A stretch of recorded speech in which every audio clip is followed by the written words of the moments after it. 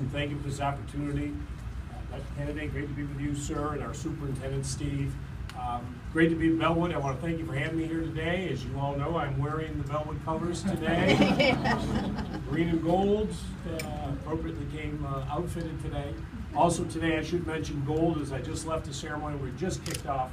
You should be wearing gold today because today is Child Cancer Awareness Month, and tonight we'll light up the Executive Mansion tonight, all in flooded with gold lights tonight. Obviously another very important cause for us to work on. This is the beginning of our education summits that we're going to do throughout the Commonwealth. As Ann mentioned, I focus every day on building the new Virginia economy. How do we create new jobs? How do we diversify our economy? You've all heard me talk over and over, sequestration, October 1. We don't know where we're going to be. We've had great news out of our economy. Our revenue was up 8.1%, truly extraordinary, non-withholding, payroll withholding. Our tax recordation, all up. Our fundamentals of our economy are very strong. We now have more workers in Virginia than any time in our history. We have the lowest unemployment rate of any state in the southeast of the United States of America. We have been very successful in bringing new businesses in, about $7.7 billion of capital since I've been inaugurated, a tremendous amount. The reason we're able to do it is workforce development. People will not move a business unless they know that they're going to have a workforce 5, 10, 15, 20 years.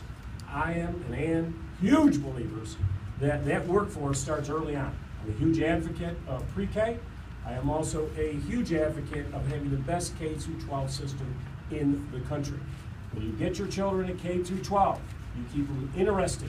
They're excited about the STEM courses. They're excited about staying in school. That's what builds that workforce, and that's why we're really here today. With the best workforce, there's no question we can bring the jobs in. I did announce the other day that my chief initiative, when I announce my budget in December, will be K-12 education. That will be our focus, making sure we're building that pipeline for the new Virginia economy.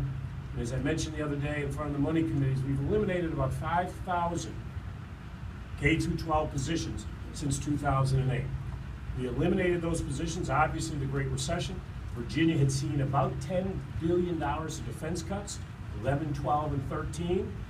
We saw a government shutdown, which all had a big hit on our economy. So the goal for us going forward is how do we, and it's not filling up a hole, it's not. It's about making smart, strategic, innovative investments. You don't throw money at situations because our part of our job of growing the economy is protecting taxpayer dollars. So that's what this is all about, and that's what these meetings are all about. I thank all of you for all the great work. As I say, I just want to thank all the teachers for really outstanding work that they have all done.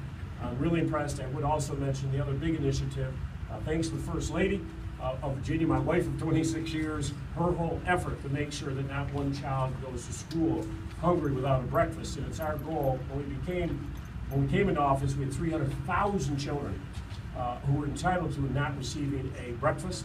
By the time we leave office, not one child in Virginia will now go hungry at breakfast time. So, I thank everybody. And this is about all the talking I want to do because I want to listen. The only thing I would say to everybody is I say to our cabinet every morning, which I did this morning from 9 to 10. I'm open to every idea. I think you all realize that patience is not a virtue that will be chiseled into my tombstone.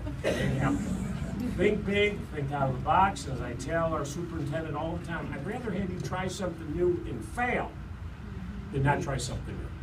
Things don't always work out, but you don't know until you try it. And this is what we now have to do with our education system as we move forward to the 21st century economy. So thank you for this opportunity. Thank you, Governor. Well, I'm going to just toss out a question.